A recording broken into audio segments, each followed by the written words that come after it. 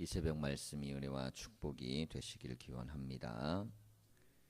오늘 말씀도 다윗의 시인데요. 기도문입니다. 근데 어제하고는 이 상황과 입장이 좀 다르죠. 어제 우리가 읽었던 25편은 자신의 죄에 대한 철저한 통회, 회개, 자복으로 되어져 있고 그 가운데서 자기에게 긍휼과 자비를 베풀어 주시고 이스라엘 장에도 그런 은혜를 달라고 기도하는 내용입니다. 그런데 이 다윗은 죄를 지어도 하나님 앞에 얼굴을 향했는데 이 당당할 때도 마찬가지로 늘 하나님 앞에 얼굴을 향하는 모습을 갖는 이 25장과 26장은 대칭적으로 되어 있는 말씀입니다. 먼저 1절부터 보면 내가 나의 완전함에 행하였사오며 흔들리지 아니하고 여호와를 의지하였사오니 여호와여 나를 판단하소서 그랬습니다. 자, 이 말을 우리가 좀 잘 새겨봐야 돼요. 완전함이라는 단어가 나왔거든요. 이 완전함이라는 것은 모든 것을 완벽하게 할 수 있는 능력 아닙니까? 자, 그런데 이게 앞에 누구의 완전함이냐에 따라서 좀 달라요. 어린아이가 스스로 말하기를 나는 완전하다라고 이야기하는 거하고 어른이 나는 완전하다라고 이야기하는 건 그 느낌이 다르겠죠. 우리가 바울이 우리의 신앙의 목표를 어떻게 두었냐면 그리스도를 닮는 완전해 뒀습니다. 그리스도의 장성한 분량에 이르기까지 그랬거든요. 자, 그러니까 그리스도의 장성한 분량과 나의 장성한 분량, 이거는 표현이 다른 거예요. 지금 다윗은 나의 완전함 그랬기 때문에 이게 교만으로 이어지는 말이 아니고 내 안에서 할 수 있는 최선을 다해서 나는 하나님 말씀대로 살려고 한다는 겁니다. 그래서 나의 완전함이에요. 자, 근데 나의 완전함의 정체 내용은 뭐냐 했을 때 여호와를 의지하는 겁니다. 하나님을 의지하려고 내가 부단히 애쓰고 노력하고 애썼다는 거죠. 자, 여호와여 나를 살피시고 시험하사 내 뜻과 내 양심을 단련하소서 그랬습니다.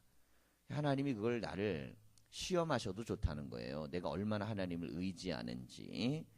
그러면서 내 뜻, 내 양심. 자, 내 뜻과 내 양심이라는 건 내 머릿속에, 뇌 속에 있는 생각과 내 마음 속에 생각하고 있는 그런 마음들입니다. 그러니까 우리가 생각하고 느끼고 하는 모든 것들이 하나님을 향하고 의지하고 있다는 것은 하나님이 시험하셔도 내가 증명할 수 있다는 겁니다. 자, 이건 믿음의 고백이죠. 여기에서의 완전이란 행함이 대단하고 윤리적이고 탁월하다는 걸 자랑하는 게 아니고 내가 할 수 있는 범위 내에서는 하나님 뜻대로 산다는 거예요. 그러면서 그 하나님 뜻대로 사는 힘은 어디에서 오는 거냐면 의지함에서 나온다는 겁니다. 3절을 보면 주의 인자하심이 내 목전에 있나이다. 내가 주의 진리 중에 행하여 허망한 사람과 같이 앉지 아니하였사오니 간사한 자와 동행하지도 아니하리이다. 내가 행악자의 집회를 미워하오니 악한 자와 같이 앉지 아니하리이다 그랬습니다. 자, 4절 5절을 보면 허망한 사람, 간사한 사람, 행악자 그랬어요. 자, 이것은 사안별로 다릅니다. 예를 들어서 허망한 사람이 어느 때는 허망한 사람인데 어느 때는 알찬 사람이 될 수도 있는 거고 어떨 때는 간사한 사람이 어떨 때는 진실한 사람이 될 수도 있고 어느 때는 행악자가 어떤 때는 의인이 될 수도 있습니다. 자, 그럼 이것은 무엇이냐면 경향성이에요. 그러니 하나님 말씀에서 떠나게 되면 사람은 허망하고 간사하고 행악하는 사람이 되는 것이고 하나님 말씀대로 살아가면 나의 완전함이라고 말할 정도로 믿음이 좋은 상태가 될 수 있습니다. 그런데 이게 말씀에서 자꾸 벗어나면 아예 이 경향성의 사람이 그 모습으로 굳어져 버립니다. 처음에는 이런 거죠. 예를 들어 가지고 우리가 시멘을 이겨 가지고 어디에다가 이 건축 자재로 사용하는 거예요. 물을 집어넣어 가지고 반죽을 하고 그때까지는 모형을 바꾸는 데 있어서는 굳기 전까지는 얼마든지 변형시킬 수 있습니다. 근데 이게 한번 굳어버리면 그때는 이걸 변형시킬 수 없는 상태가 오죠. 이걸 성경은 강팍함 이렇게 부릅니다. 더 이상은 변형할 수 없어서 그 상태를 굳어버린 거예요. 그러니까 강팍해진 상태가 돼버리면 다른 방식으로 어떻게 해도 소용이 없는 상태가 됩니다. 자, 그런데 하나님 앞에 이 완전함의 핵심은 뭐냐면 끊임없이 변화될 수 있는 유연성입니다.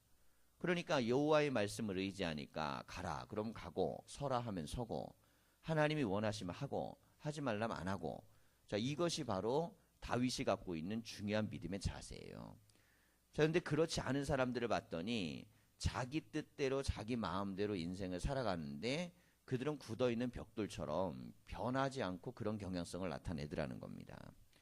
자 그러면서 6절을 보면 여호와여 내가 무죄함으로 손을 씻고 주의 제단에 두루 다니며 그랬습니다. 이 무죄하다는 건 이런 사람들과 어울리지 않고 그런 죄를 짓지 않는다는 겁니다.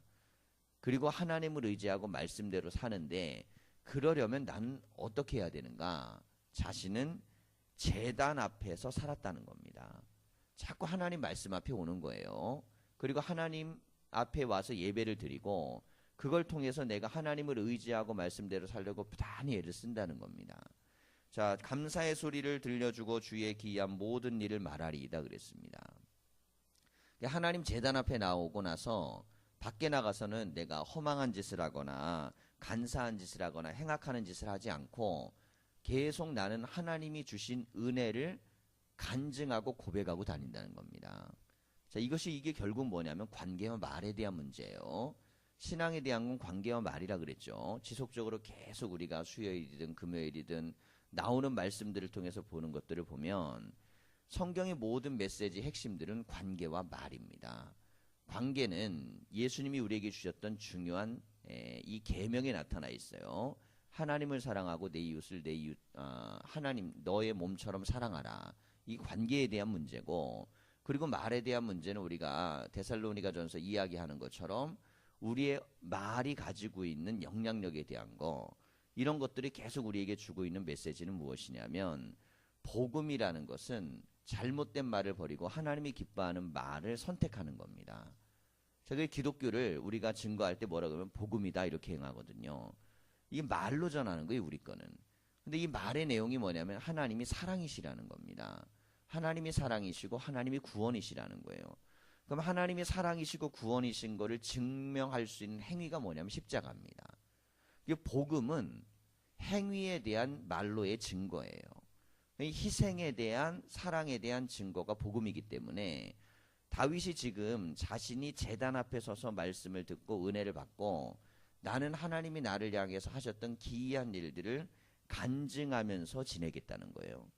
근데 이게 뭐라 그러면 모든 일 그랬습니다. 그러니까 한 가지 모든 일들을 전부 다 나는 간증하는 사람이 된다는 겁니다.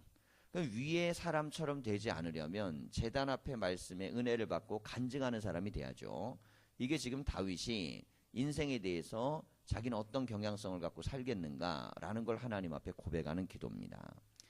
8절을 보면 여호와여 내가 주께서 계신 집과 이게 오늘날 우리가 예배드리는 성전 그리고 교회입니다.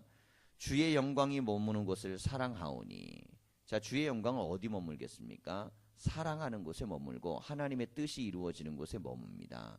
그렇기 때문에 주님의 영광은 죄인이 회개하는 곳 우리가 25장 어제 읽은 곳은 죄인이 회개하는 곳에 머무는 것이고 지금 26장에는 말씀대로 순종하는 곳에 머무는 겁니다. 내 영혼을 죄인과 함께 내 생명을 살인자와 함께 거두지 마소서 그랬습니다. 자, 구원과 심판은 동시에 일어난다 그랬죠. 한쪽에선 구원받으면 한쪽에선 심판받는 거예요. 그러니까 구원과 심판을 받을 때 하나님은 나를 심판하지 말고 구원해 달라는 거죠. 근데 구원해 달라고 했을 때 그 근거를 뭘로 들었냐면 나의 완전함을 들었습니다.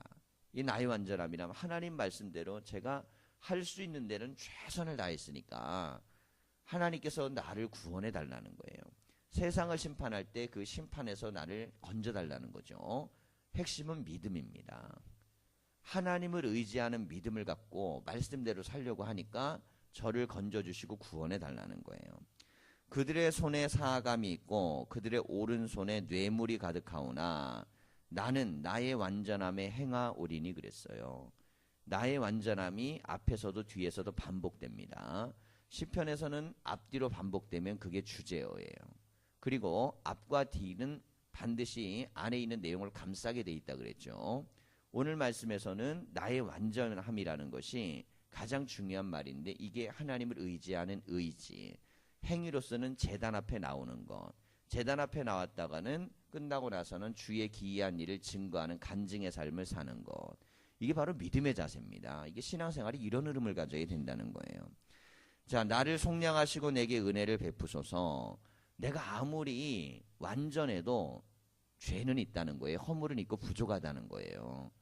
그래서 그리스도의 완전이 아닙니다. 그리스도의 완전은 죄가 없는 상태거든요. 하나님이 원하시는 건 우리가 그리스도의 완전까지 이르는 겁니다. 완전한 사랑하는 사람이 되는 거죠. 그런데 완전한 사랑하는 사람이 되기가 그렇게 쉽지가 않잖아요. 그러니 내가 할 수 있는 범위 내에서라도 완전하려고 하는 것은 하나님에게 내가 당당하게 기도할 수 있는 요건이 됩니다. 이 다윗의 기도는 내가 하나님처럼 완전하게 해주십시오. 그렇게는 못해요. 근데 예수님 뭐라 그랬냐면 너희 아버지처럼 너희도 그렇게 되라 그럽니다. 하나님이 완전하신 것처럼 너희도 그래라 그러고 바울은 예수 그리스도의 완전처럼 너희도 그렇게 되라 그럽니다. 사실 우리의 최고의 목표는 하나님의 선하심과 사랑처럼 돼야 되는데 이게 쉽지가 않잖아요. 그러니까 다윗은 인정했어요. 차라리 이건 안 되는 거다 이건. 하지만 내가 할 수 있는 것만큼은 완전하게 내가 하나님 앞에 서겠다. 그러면서 주님 앞에 겸손하게 기도하기를 할 수 있는 대로 내가 주님 의지하고 말씀대로 살려고 그러고 나쁜 관계 갖지 말라 그래서 안 갖고 그 자리 가지 말라 그래서 안 가고 어울리지 말라 그래서 안 어울리고 그리고 하나님이 기뻐하신 제단에 나오고 제단에서 말씀 듣고 은혜 받고 그거 가지고 내가 간증하고 살고 있사오니 이제 나를 심판하실 날에는 좀 구원해 주십시오. 자, 이렇게 하는 기도가 바로 26장의 기도입니다. 우리가 제단 앞에 나오잖아요. 매일마다 나오고 말씀 듣고 주의 뜻대로 살려고 부단히 노력하고. 근데 이게 그렇다고 우리가 하나님처럼 완전히 선할 수는 없다는 거예요. 그러니까 죄가 있어요. 허물이 있고 연약함이 있습니다. 그래서 속량이란 단어를 쓰는 거예요. 내가 할 수 있는 대로 최선을 다하지만 내가 여전히 죄인이고 부족하니까 나를 속량해 주시고 죄값을 치러 주시고 나를 대신 용서해 주셔서 건져달라는 겁니다. 내 발이 평탄한 데에 섰사오니 이 평탄한 데는 어디입니까? 말씀 가운데 선 겁니다. 제단으로 가고 말씀 닿는 데 선 게 평탄한 거예요. 내가 하나님처럼 완전하다는 뜻이 아니고 하나님을 의지하는 것에서 완전한 겁니다. 하나님을 의지하는 상태가 나로서는 최고 평탄한 상태예요. 근데 하나님을 의지하지 않고 내가 스스로 서려고 할 때는 가장 불안한 상태입니다. 자, 그렇게 되면 어떤 사람이 돼버리냐면 허망한 사람이 돼버려요. 뭔가 열심히 하고 노력하고 애쓰는데 이게 안개 같은 거야. 안개를 보고 허망하다 그러잖아요. 그냥 가득한 것 같은데 갑자기 사라져버립니다. 뭔가 그냥 모든 것들을 휩쓸 것 같은데 값싸게 없어져 버리는 거. 이게 허망한 것이거든요. 우리가 제단과 말씀과 은혜 가운데 떠나게 되면 아무리 열심히 살아도 허망한 인생이 된다는 겁니다. 그리고 하나님의 말씀에서 떠나게 되면 간사한 사람이 된다는 거예요. 이게 간사한 게 뭡니까? 눈치 보면서 여기 설까 저기 설까 어떻게 할까 뭐 이것만 살핀다는 거죠. 하나님의 말씀 위에 서면 당당한 사람이 돼야 되는데 말씀의 기반이 없으니까 사람이 간사해지는 거예요. 살아남아야 되니까. 자, 마지막으로는 행악하는 사람이 됩니다. 살아남으려고 하다 보니까 하나님의 말씀에 기반 안 하니까 죄도 타협하게 되고 악도 타협하게 되고 그 길로 가게 된다는 거예요. 그러니 우리가 말씀 안에 섰을 때가 내 인생의 가장 평탄한 상태가 되는 겁니다. 제단을 사모하고 말씀을 사모한다는 건 지금 당장 나에게 뭐 어마어마한 내 눈에 보이는 소유나 어떤 가치들이 막 발생해갖고 눈에서 그런 것들이 산더미처럼 보이는 그것이 없다 할지라도 이미 우리는 평탄한 길 위에 서 있다는 겁니다. 다윗은 지금 제단 앞에 서고 말씀대로 사는 게 내 인생에 얼마나 복된 것인지를 마지막으로 이렇게 설명하면서 이렇게 서게 해주신 하나님께 감사를 드리고 있어요. 무리 가운데서 여호와를 송축하리이다 그랬습니다. 자, 이 무리는 두 가지로 해석할 수 있죠. 하나는 송축하는 무리 가운데서 하나님을 송축하는 것일 수도 있고 또 하나는 그냥 많은 사람들 앞에서 내가 하나님을 예배하는 겁니다. 자, 어떤 것이든 간에 중요한 건 다윗은 남들은 어쨌든 간에 나는 하나님을 찬양하겠다는 거예요.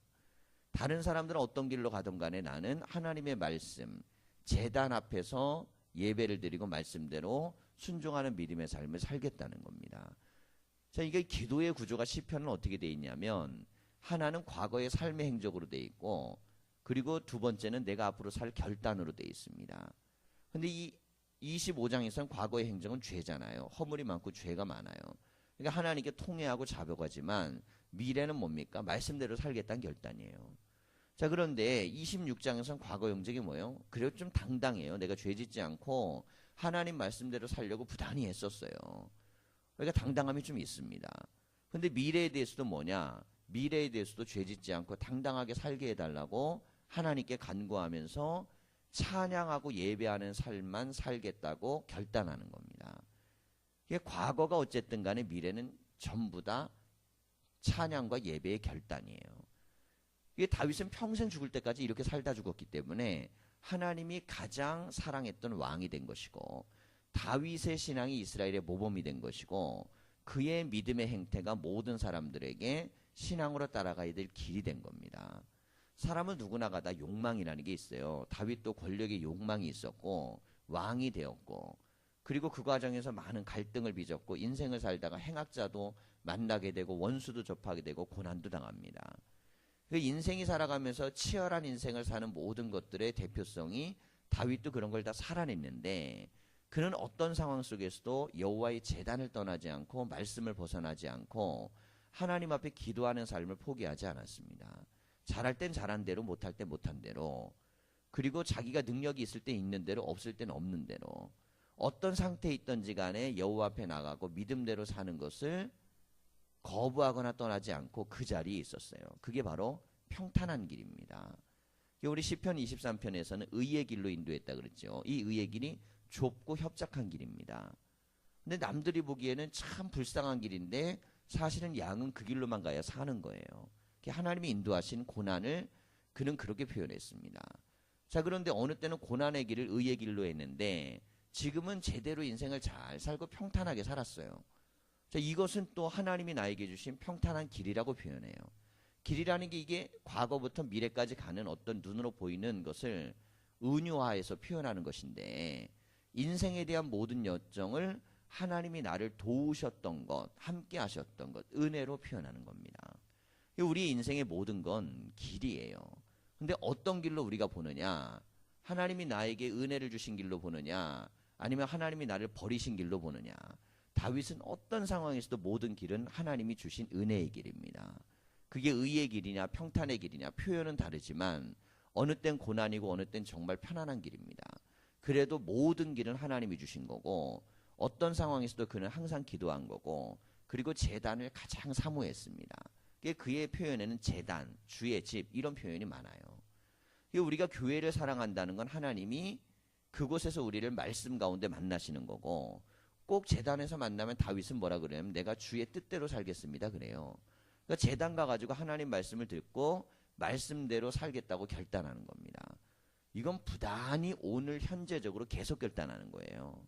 자, 오늘도 우리가 새벽에 주님께 나왔습니다. 주님도 우리에게 말씀을 주지만 우리도 오늘 주님 앞에 새로운 결단을 또 해야 돼요. 다윗은 25장에서 죄짓고 회개했고 26장에서는 당당하게 결단합니다. 어제 오늘이 또 틀려요 다윗도. 하지만 똑같은 건 뭐냐면 하나님 앞에 끊임없이 말씀과 뜻대로 살겠다고 결단하고 그 믿음을 가지고 나아가는 거예요. 이 새벽에 우리가 기도할 때 이 다윗의 고백과 기도가 우리의 기도가 되고 고백이 되고 말씀대로 우리에게 은혜와 충만함이 있기를 간절히 축원합니다. 기도하겠습니다.